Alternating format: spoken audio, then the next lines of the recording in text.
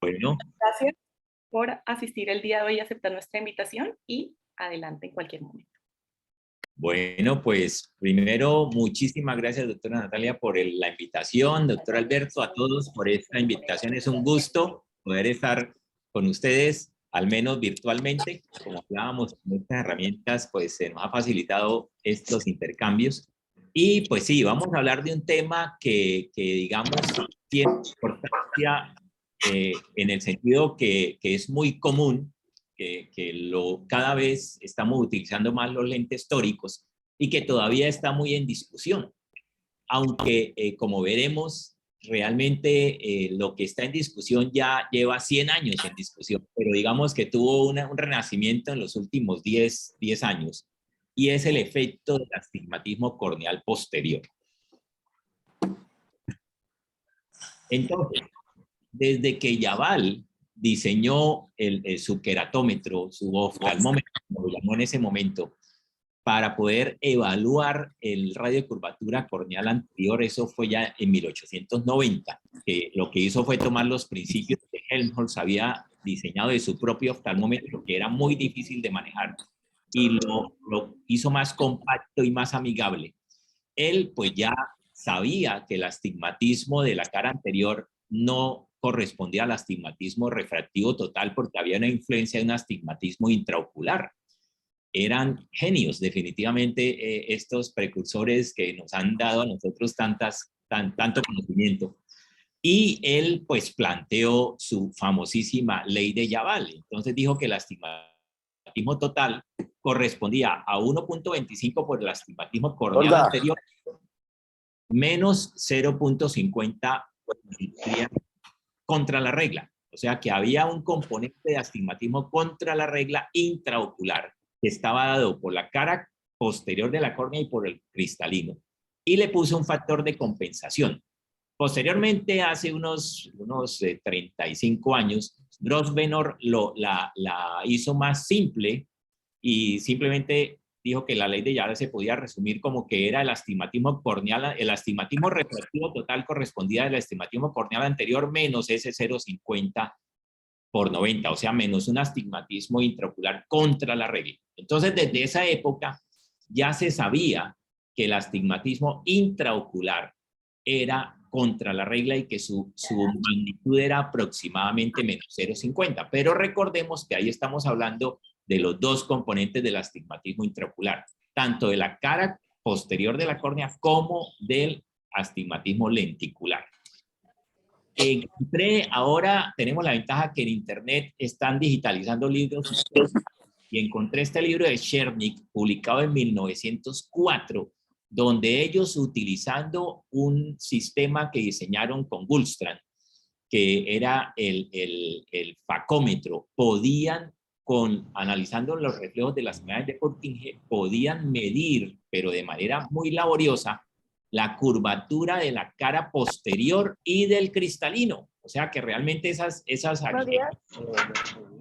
equipos para hacer las medidas no son tampoco tan recientes, pero eran usados solamente en estudios de investigación porque era muy difícil de lograr. Pero lo hicieron en tres pacientes y encontraron que la cara anterior efectivamente tenía un poder positivo, altamente positivo, como lo sabemos, 47, 49 en este caso, 48, 47, y que la cara posterior era negativa, como lo sabemos ahora. Desde 1904 lo habían medido y habían calculado el astigmatismo corneal posterior también. Y encontraron que, como ellos mismos lo dicen, observaron que el meridiano vertical de la superficie posterior de la córnea presenta una curvatura más pronunciada. O sea, el meridiano vertical es más curvo en general en la cara posterior.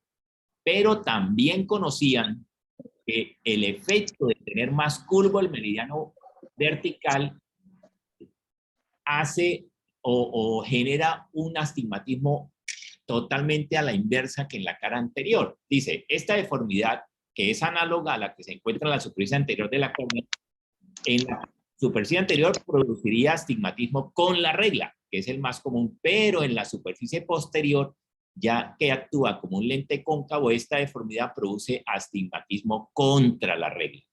¿Por qué traigo esto a colación? Porque resulta que ese pequeño detalle ha confundido a muchos. Y de hecho, hay artículos que también los autores se confunden.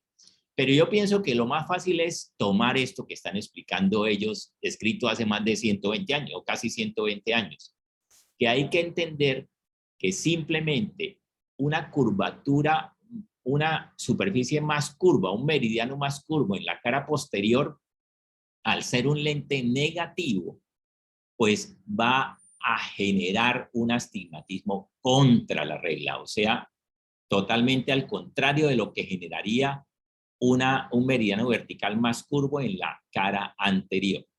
Y hablar con la regla o contra la regla en ese sentido, no en la curvatura, sino en el poder que realmente representa. Entonces, nos toca retomar estos principios anatómicos y ópticos. Sabemos que la córnea, que es un menisco negativo, pero que a pesar de ser menisco negativo, tiene poder positivo neto. ¿Por qué? Porque en la cara posterior la interfase pasa de un medio que es el estroma 1.376 al humor acuoso 1.336 de índice de refracción y ese cambio es muy poco, es solamente 0.04 en el índice de refracción, a diferencia del gran salto que tiene entre el aire y la córnea, que es un 40%. O sea, para ponerlo fácil, más o menos es 10 veces menos potente, o casi 10 veces, entre 8 y 10 veces menos potente, el poder óptico de la cara posterior. Y por eso, al ser ese poder negativo mucho menor, el poder neto de la córnea es positivo. Entonces, en la cara anterior, si sabemos que el poder es positivo, el posterior es negativo, y ahora tenemos la capacidad clínica de, aunque ellos lo hacían hace 100 años, era muy difícil, ahora lo podemos hacer mucho más fácil, de medir tanto la curvatura de la cara anterior como la curvatura de la cara posterior con una cantidad de lo que ahora llamamos tomógrafos o topógrafos con capacidad por una hendidura de ver la cara posterior, como el Orscan, el Sirius, el Galilei, el Pentacan, el MS-39 e inclusive biómetros basados en OCT como el IOMaster 700. Entonces, vamos a analizar cuáles son las posibles opciones de esas combinaciones del astigmatismo anterior y el astigmatismo posterior. Estamos aquí viendo en rojo si el meridiano es más curvo y en azul el meridiano más plano. Entonces, si en la cara anterior el meridiano más curvo es el vertical y el más plano es el horizontal, tenemos que eso genera un astigmatismo con la regla, que es lo que ya todos conocemos. En la cara posterior, como ya lo hemos mencionado, lo más común es que el meridiano más curvo también sea el vertical y el más plano también sea el horizontal. Pero como son poderes negativos, al ser más curvo es más negativo y por eso genera un astigmatismo posterior contra la regla. Este es el escenario más común, que en la cara anterior esté un astigmatismo con la regla y en la cara posterior un astigmatismo contra la regla. Sin embargo, es importante entender que no se cumple la totalidad de los ojos, como lo veremos más adelante. Ahora, puede haber cualquier tipo de combinación. Puede haber un astigmatismo anterior con la regla y un astigmatismo posterior también con la regla, en el cual ya el meridiano más curvo no va a ser el vertical, sino va a ser el horizontal. Que haya un astigmatismo anterior contra la regla y también haya un astigmatismo posterior contra la regla, o que estén combinados, que esté contra la regla anterior y con la regla posterior. Adicionalmente, tenemos que incluir, que aquí no lo puse por no alargar los ejemplos, los oblicuos, que los oblicuos pueden tener astigmatismos oblicuos posteriores o pueden tener con la regla o contra la regla posterior. Eso puede existir cualquier tipo de combinación. Entonces, el doctor Koch hace 10 años digamos, hizo renacer el tema de la contribución del astigmatismo posterior al astigmatismo corneal total, y fue el primero que comenzó a de nuevo sugerir que debían tomarse en cuenta para el cálculo de los lentes tóricos. Y encontró que en el 86.6% de los ojos existe astigmatismo corneal posterior contra la regla, que es lo que ya habíamos escuchado de Shernick hace 100 años. O sea, lo más común es que efectivamente el astigmatismo posterior sea contra la regla. Pero digamos que lo difícil es determinarlo, lo difícil es medir realmente ese astigmatismo, aún con los equipos nuevos. Entonces, en el 2013, Koch, usando el Galilei, que es uno de esos tomógrafos que tiene la capacidad de ver la cara posterior con su hendidura, haciendo cálculos basados en trazado de rayos de la cara anterior y la cara posterior, encontró un error de predicción en el astigmatismo de 0,57 dioptrías en ojos con astigmatismo anterior con la regla y de 0,12 en ojos con astigmatismo anterior contra la regla. O sea, pues, aquí vemos este 0,12, podríamos decir que es un error clínicamente no significativo, pero 0,57 pues ya llega a ser un error clínicamente significativo. Entonces, adicionalmente, los análisis de astigmatismo que los vemos en estos diagramas de doble ángulo, hay que entender que pueden esconder, como cuando analizamos las medias o los promedios de cualquier serie, hay que tener el concepto claro de qué es lo que estamos realmente analizando. Entonces, cuando nos hablan del centroide, resulta que el centroide es simplemente un promedio vectorial de todos los puntos y todos los datos que haya. Pero si nos hablan del centroide, por ejemplo, aquí en estos casos, de los con la regla y contra la regla preoperatorio y posoperatorio, si miramos los posoperatorios, que son los circulitos rellenos, vemos que el centroide posoperatorio dice que es 0,26 a 97, lo que nos parece bastante bueno, y 0,18 a 8,7 grados.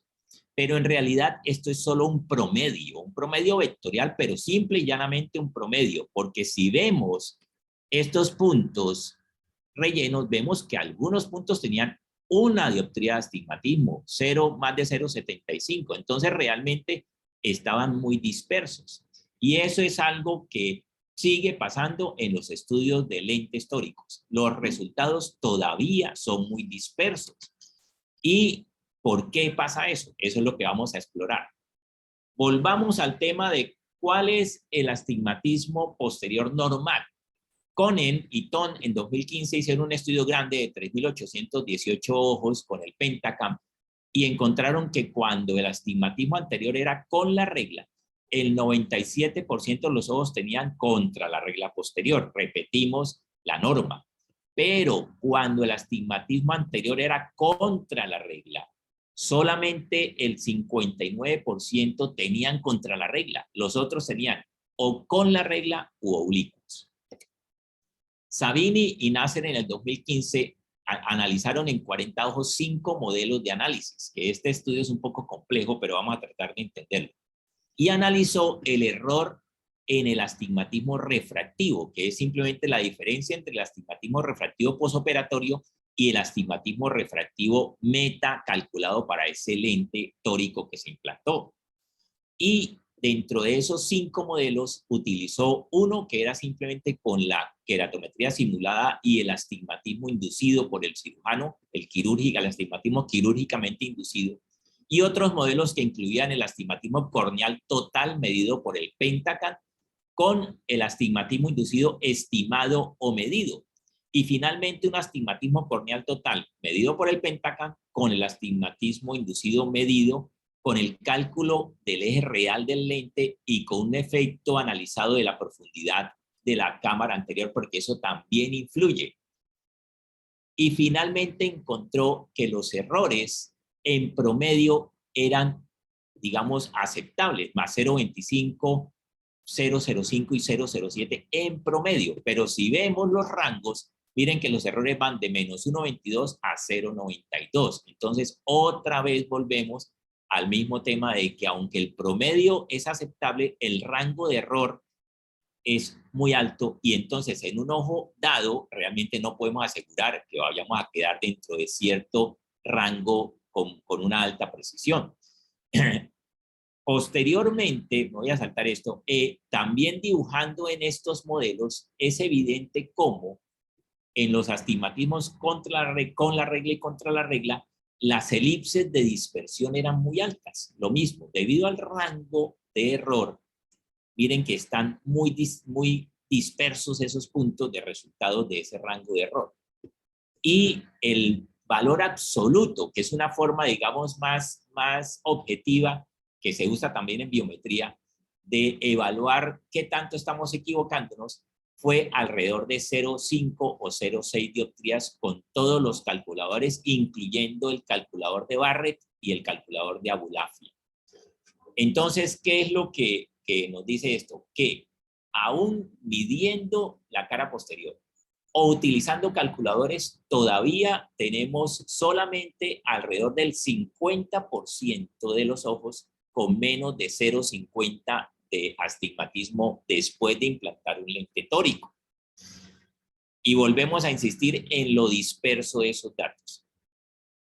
En una revisión en el 2021, Ketchup y Henderson, recolectando todos los reportes de múltiples estudios, llegaron a concluir que la independencia de las gafas en un implante bilateral de lente tórico se logra en un rango entre el 69 y el 97%. O sea, hay estudios con una muy alta independencia, pero hay estudios con una independencia de solamente el 70%. Recientemente se han publicado algunos estudios comparando las medidas directas. O sea, tiene sentido que si nosotros tenemos cómo medir el astigmatismo corneal total, es decir, cómo medir el astigmatismo corneal anterior sumado de manera, digamos, óptica con algún abordaje de trazado de rayos con el astigmatismo corneal posterior, ese valor del astigmatismo corneal total utilizado para el cálculo del lente tórico debe ser mejor que cualquier suposición, ¿cierto? Como veremos más tarde. Pero no se ha podido demostrar. Ferreira en el 2017 encontró que la medida directa del Pentacan no era superior a un nomograma, que es el nomograma de Barrett. Que el nomograma de Barrett lo que hace es que supone que todo ojo tiene astigmatismo corneal posterior contra la regla y lo ajusta, así de sencillo. Por supuesto, ese nomograma no se basa en una medida real de la cara posterior, sino en una proyección de acuerdo a los datos epidemiológicos y a suposiciones, a asunciones. Y resulta que a pesar de eso, el Pentacan, que sí lo mide, no dio resultados superiores. Y recientemente Chamas volvió a hacer la medida del Pentacan y lo volvió a comparar con el Barrett y obtuvo el mismo resultado. O sea que no había realmente una superioridad del Barrett. Aquí en los errores que obtuvo con el Barrett volvemos a notar algo similar a lo que hemos venido hablando, que el centroide es 0.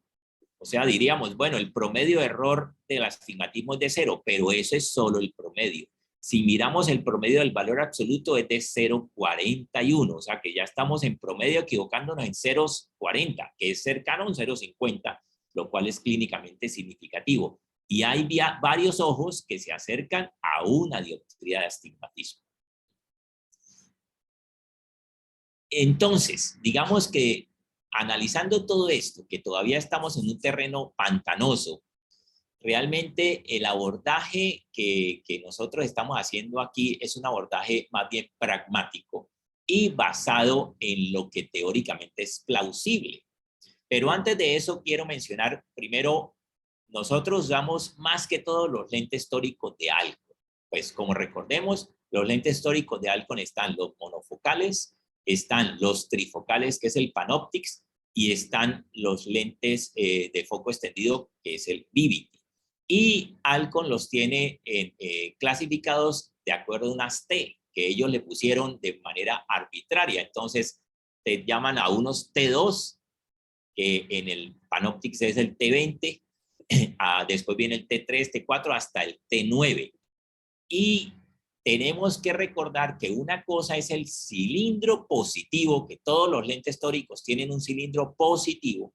El cilindro positivo que tiene incluido el lente en sí mismo, que esa medida pues, lo decimos que está en el plano del lente, ¿cierto? Porque es el poder que está dentro del lente.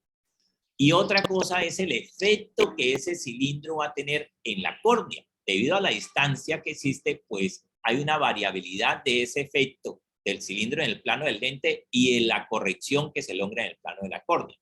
Para ponerlo fácil, en promedio más o menos se logra un 70% del efecto. O sea, si tenemos, por ejemplo, en el plano del lente una dioptría, tendremos un efecto de corrección de más o menos 0,7 dioptrías en el plano de la córnea.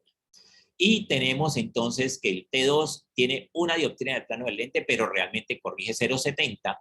Y hablando de lo que corrigen en el plano de la córnea, entonces el T3 corrige aproximadamente una dioptría, el T4 1,58, el T5 2, el T6 2,63, el T7 3,15, el T8 3,67 y finalmente el T9 4,2. O sea que en la práctica podemos con Alcon corregir máximo 4 dioptrías de astigmatismo corneal. En el multifocal y en el de foco extendido, el rango es menos amplio, solamente hasta 2,6 dioptrías de astigmatismo corneal con el PanOptix y hasta 2,1 con el Vivity. Como esos números a veces son difíciles de recordar, pues yo me inventé aquí o se me ocurrió una cosa como cuando uno se acuerda de los días que tienen, los meses que tienen 31, simplemente si comenzamos antes de los nudillos en este espacio con T2, decimos que es 0,7, después cada nudillo va de dioptría en dioptría. T3 será una dioptría, el otro nudillo T5, 2 dioptrías y en la mitad pues va de 1,50. Entonces es como una forma ahí de acordarse más o menos que T3 es una y finalmente T9 es de 4 dioptrías, que es lo que podemos corregir con los de Alcon. Ahora, ¿cómo se hace para calcular qué lente tórico le vamos a colocar a un paciente? Pues tenemos los calculadores. Inicialmente teníamos un calculador hace muchos años, hace unos 8 o 9 años de Alcon, que tenía una relación constante para determinar el efecto del lente tórico con el plano corneal y entonces, pues como la profundidad de la cámara no es igual en todos los ojos, pues cometía pequeños errores en ese sentido. Entonces luego el doctor Holaday lo modificó y entonces por eso es que en el calculador de Alcon se habla del método Holaday, pero ese método de Holaday no hay que confundirlo con las fórmulas biométricas de Holaday, la Holaday 1 y la Holaday 2, que son otra cosa totalmente diferente. Las fórmulas biométricas son hechas para calcular el poder del equivalente esférico de un lente intraocular. Esto del método Holaday dentro del calculador tórico es un método que hizo Holaday, que lo diseñó para compensar el efecto de la longitud axial y de la profundidad de la cámara anterior en la corrección del astigmatismo con lentes tóricos. Y posteriormente el doctor Barrett hizo también un nomograma que además de incluir esas correcciones es el que tiene en cuenta el astigmatismo de la cara posterior y supone que todos los ojos tienen astigmatismo corneal posterior contra la regla, que como ya vimos, no es cierto. No todos los ojos tienen astigmatismo corneal posterior contra la regla. Casi todos, es cierto, pero no todos. Y posteriormente hay otros nomogramas, incluyendo el de Abulafia-Koch, que es muy similar al de Barrett. O sea, también supone que todos los ojos tienen astigmatismo corneal contra la regla.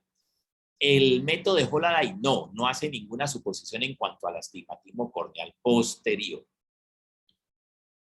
Ahora, ¿qué pasa con estos nomogramas, con el de Barrett y el de Abulafia-Koch y otros similares que tiene Zeiss, por ejemplo, también? Que realmente cuando se analiza el grupo de ojos, por ejemplo, aquí vemos en el diseño que publicaron para los resultados iniciales del Abulafia-Koch, realmente si no usamos ninguna corrección teniendo en cuenta el astigmatismo corneal posterior, que son las gráficas de doble ángulo de aquí arriba, entonces vemos como aquí dice Alcon y aquí dice Holaday, y miremos que el error de predicción es bastante, de 0,55 en promedio hacia contra la regla. ¿Por qué? Porque efectivamente estamos haciendo caso omiso de un astigmatismo que existe y que nos va a influir en el resultado. Cuando cuando ellos usaron el nomograma de Barrett, efectivamente se centran los resultados y el promedio de error se disminuye en el centroide notoriamente, lo que habíamos ya mencionado. Pero una cosa que tenemos que tener en cuenta es que miren que la dispersión es muy similar. O sea, vuelvo a insistir en la dispersión. O sea, el promedio en el grupo se mejora, pero en los ojos individuales puede ser que no mejore lo suficiente y hay muchos ojos por encima de 0,50.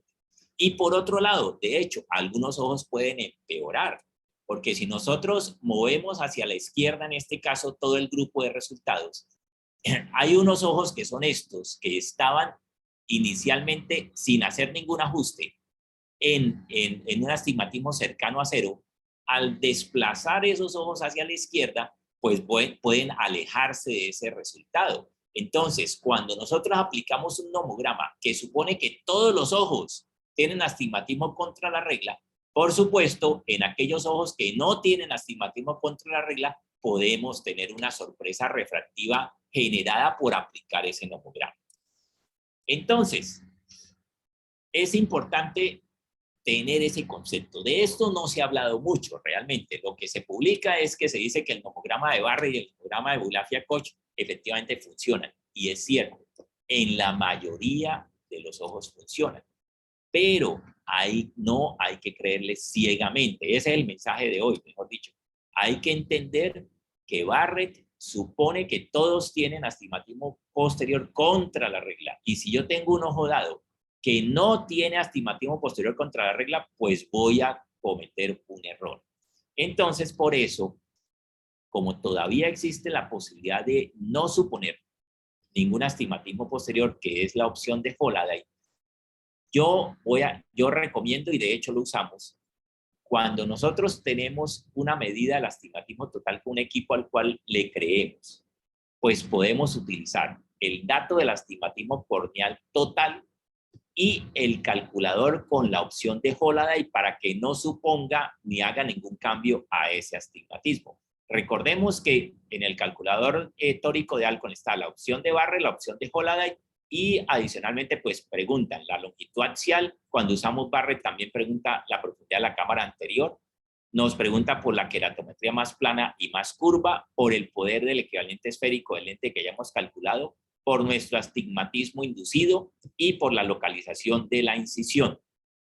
En este caso, para facilitar el entendimiento, coloqué un astigmatismo inducido de 0 para que no influya el resultado. Si nosotros aquí en este ejemplo, que es un ejemplo simplemente simulado, le colocamos un astigmatismo de 1,55, teniendo el meridiano más curvo a 90 y el meridiano más plano a 0, o sea, un astigmatismo de 1,55 con la regla, ya sabemos que T3 corrige una dioptría y T4 corrige aproximadamente 1,50. Entonces, por eso al hacerle el cálculo con Holaday, vemos que nos dice que le coloquemos un SN6AT4 y que la magnitud del astigmatismo que va a quedar calculándolo, el calculador de acuerdo a su proyección es de 0 en la práctica. O sea que efectivamente confirmamos que un T4 está corrigiendo 1,55. Ahora, recordemos que las 3 líneas que traen los lentes tóricos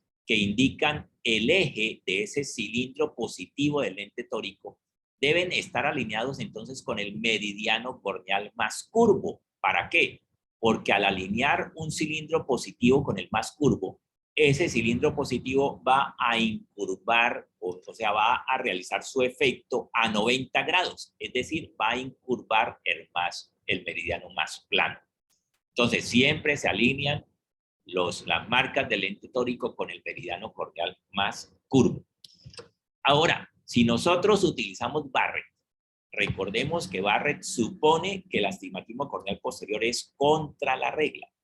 Y entonces, al ponerle que tenemos un astigmatismo corneal anterior de menos 1,55 con la regla, va a suponer que ese astigmatismo corneal posterior le va a restar magnitud al astigmatismo corneal anterior con la regla Y por eso, en lugar de decirnos que le implantemos un T4, como nos decía aquí Holaday, nos diría que le implantáramos un lente T3. Y nos diría que si le implantamos un T4, nos quedaría un defecto residual más grande. Repito, ¿qué pasa? Que esa suposición de Barrett se cumple en la gran mayoría de los ojos, pero no en todos. Si, por ejemplo, nosotros suponemos otro caso de un astigmatismo corneal anterior de menos 4/10 con la regla, poniéndole simplemente 40 y 44/10 en los datos de la queratometría, y hacemos los cálculos con Holaday, nos dice que le coloquemos, como tiene 4, recuerden que dijimos que para corregir 4 dioptrías tiene que ser un T9, y efectivamente nos dice que le implantemos un T9. Pero si hacemos ese mismo cálculo, no con el Holaday, sino con Barrett, nos pasa algo similar. En lugar de decir que le pongamos un T9, dice que le pongamos un T7, porque supone que el astigmatismo corneal posterior es contra la regla, y además Barrett, entre más alto sea el astigmatismo corneal anterior, le pone un poco más de valor también supuesto al astigmatismo corneal posterior. Y entonces no pondríamos un T7, sino no un T9, sino un T7. ¿Qué pasa?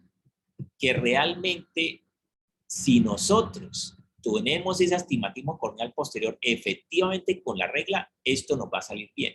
Pero si el astigmatismo corneal posterior en este caso no es contra la regla, sino con la regla, se va a duplicar el error. Es decir, podríamos tener un error fácilmente de una dioptría de cilindro postoperatorio. El calculador de Oftec que se usa para los lentes Precision utiliza el Abulafia Koch. El lente Precision tiene la ventaja que puede llegar hasta 10 dioptrías en el plano del lente, que son 7 dioptrías en el plano de la córnea.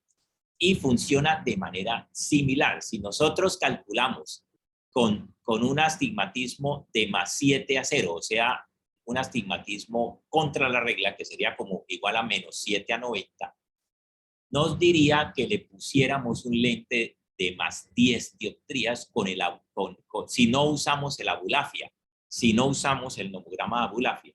Pero usando el Abulafia, nos dice que le pongamos un lente de menor poder, porque también hace la misma suposición. Entonces, digamos que siempre que nos enfrentemos a cualquier cálculo con lente tórico, tenemos entonces que tener muy claras esas dos opciones. Que nosotros podemos calcular utilizando el astigmatismo corneal total. Si usamos el astigmatismo corneal total medido, por ejemplo, por el IOL Master 700, que como está basado en OCT, ve la cara anterior y la cara posterior y puede darnos el astigmatismo corneal total, o medido por cualquier tomógrafo como Pentacan, Galilei o MS39 o Sirius, podemos introducir en los calculadores ese valor del astigmatismo corneal total, pero tendremos que usar un método que no haga suposiciones. En el calculador de Alcon es el Holaday, y en los otros calculadores se llama cálculo estándar, o sea, sin nomograma. Y de esa manera seguramente que nuestro cálculo estará bastante aproximado a la realidad. Bastante aproximado. No va a estar perfectamente ajustado a la realidad. ¿Por qué? Porque como lo vimos, todavía las medidas que logramos con los equipos del astigmatismo de la cara posterior no son perfectamente precisos, pero son bastante aproximados. Entonces, siempre, en realidad, siempre que podamos medir la cara posterior, sobre todo en equipos que tengan OCT, porque definitivamente el OCT tiene una capacidad de ver la cara posterior mejor que las hendiduras de luz. ¿Cuáles son los equipos que tienen OCT? Son el Cassia 2, el RT-View, el MS39 y el IOL Master 700. El Argos, que tiene OCT, todavía no ha desarrollado el software para hacer las medidas de cara posterior, pero seguramente lo podrá hacer también en el futuro. Entonces, digamos que con esos equipos realmente le creemos, y entonces por eso utilizamos el astigmatismo corneal total y utilizamos en el calculador el Holaday o el cálculo estándar. Ahora, Si no tenemos el dato de la cara posterior o si no le creemos, digamos, certeramente a esas medidas, podemos al menos cuando tengamos un Pentacan o tengamos un Sirius, que son hendiduras de luz con chain flow, podemos de todos modos tratar de ver si ese astigmatismo que mide el equipo es con la regla o contra la regla. Si el astigmatismo es contra la regla, podríamos tener las dos opciones. Podríamos usar el Barrett. ¿Por qué? Porque sabemos que el Barrett o el Abulafia suponen que el astigmatismo posterior es contra la regla y entonces no estaríamos cometiendo un gran error. O podríamos utilizar de nuevo el astigmatismo corneal total con la Holaday. Pero lo que sí no debemos hacer es que cuando evidenciemos que el astigmatismo corneal posterior es con la regla o es oblicuo, o sea, no es contra la regla, no debemos usar el nomograma de Barrett porque seguramente vamos a tener un error que puede ser que no sea muy grande, 0,50 o 0,75, pero que no es lo que realmente queremos en ese ojo. Básicamente eso era lo que les quería comentar sobre el astigmatismo, sobre el efecto del astigmatismo en la cara posterior en el cálculo de lentes tóricos. Y entonces, pues, estoy abierto a preguntas y comentarios. Muchas gracias, Alejandro. He oído muchas conferencias del astigmatismo, de la importancia del astigmatismo posterior, y es la primera vez que saco conclusiones de verdad útiles y prácticas. Yo creo que has digerido muy bien el tema y has hecho unas recomendaciones muy útiles. Yo te tengo dos preguntas. Una es sobre el astigmatismo inducido.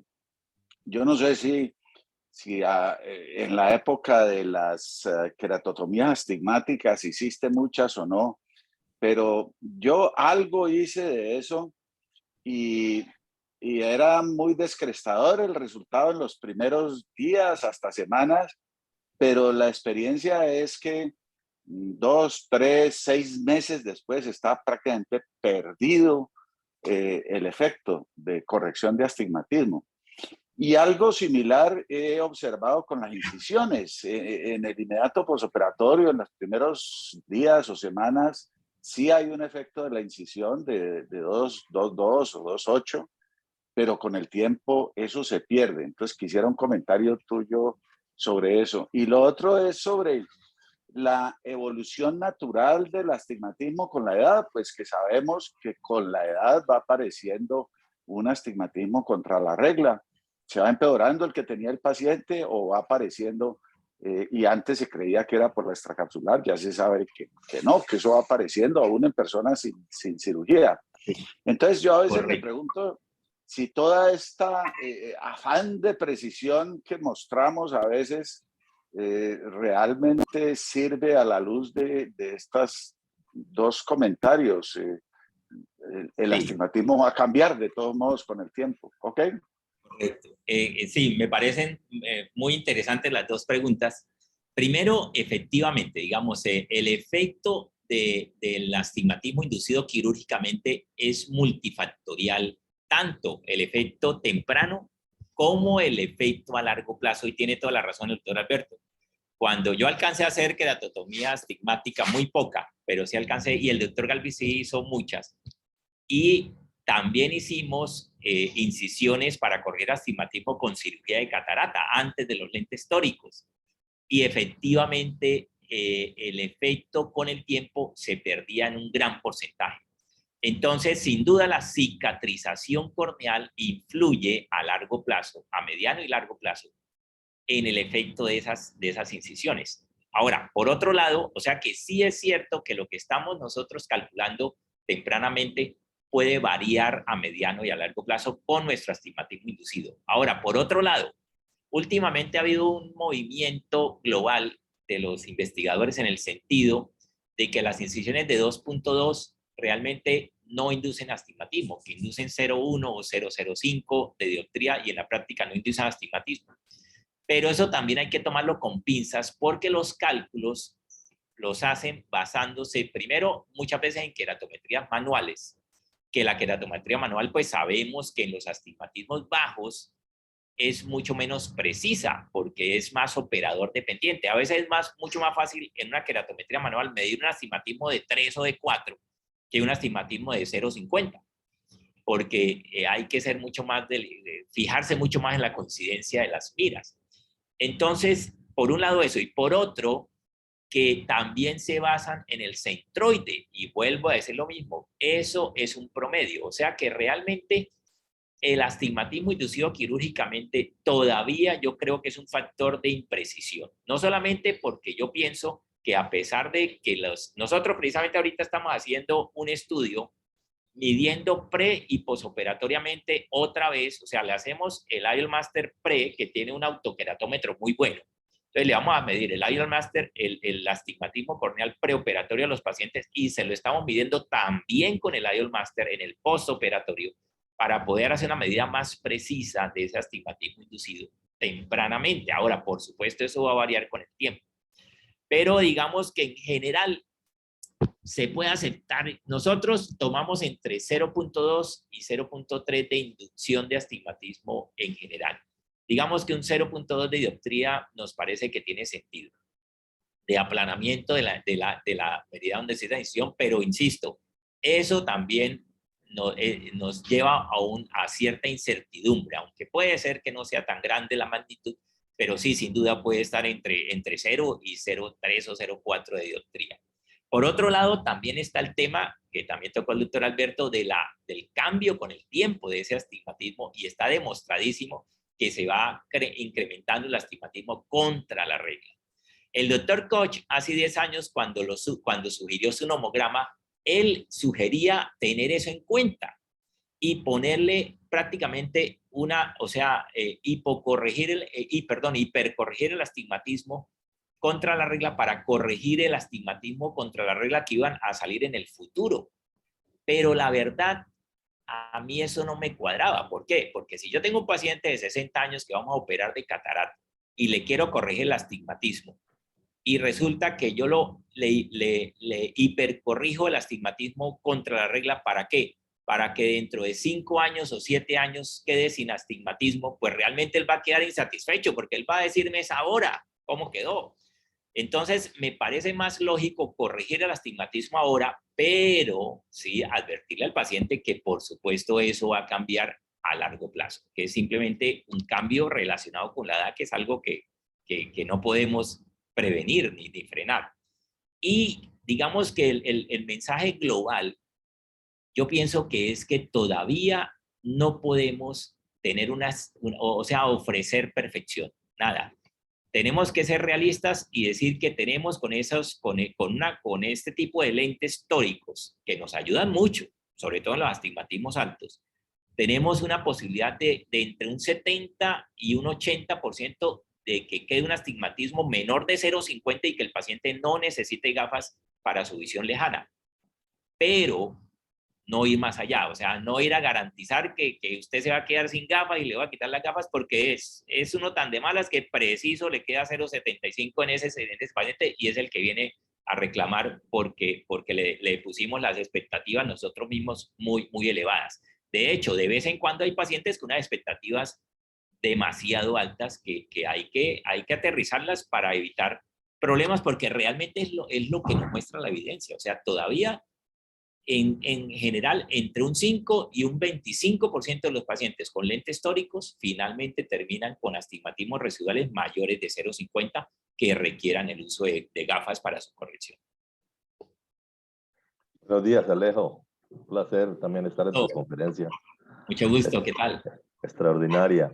¿Qué comentario tienes con las incisiones pareadas? Sí, digamos que las incisiones pareadas, las de Macul, yo pienso que son una opción en casos en los cuales por algún motivo no se pueda utilizar el lente tórico y que sean astigmatismos definitivamente muy bajos. Como decíamos y como mencionábamos, digamos, el problema es que la cantidad de astigmatismo inducido es un poco variable, pero si hablamos de 0,2 para una incisión, podríamos hablar de cerca de 0,5 si hacemos 2 incisiones que sean contrapuestas. Y entonces en astigmatismo de 0,50 las hemos usado para corregir parcialmente o totalmente astigmatismo. En general funcionan bastante bien, pero siempre las hacemos solamente cuando el meridiano más curvo sea horizontal. O sea, nunca hacemos una incisión de ese tamaño de 2.2 inferior, por ejemplo. Ahí sí no la haríamos por el riesgo de que esa incisión inferior está ahí con el menisco lagrimal y puede dar un poco más riesgo de que haya ingreso de bacterias. Entonces, digamos, si el meridiano es vertical, es horizontal y más curvo, y el astigmatismo corneal es de alrededor de 0,6, 0,5 o 0,75, menor de 0,75, sí son una opción que puede ayudar para disminuir el astigmatismo residual. Pero por lo demás, realmente las incisiones en córnea las abandonamos. Nosotros ya para astigmatismo con FACO, si hay astigmatismo por encima de 0,75, utilizamos un lente tórico. Ok, gracias, Alejo. Doctor Alfonso, con mucho gusto.